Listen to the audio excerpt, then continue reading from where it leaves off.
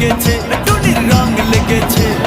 টুনি নাকি সিনেমার নায়িকা হয়েছে, সেই ছবিতে নায়ক নাকি থাকবে সাকিব খান। ছবিটার নাম নাকি তুমি আমার জান। টুনির জ্বালায় এবার আমার যাবে রে প্রাণ, যাবে রে প্রাণ। রং লেগেছে, মনে রং লেগেছে, টুনি নাকি সিনেমার নায়িকা হয়েছে।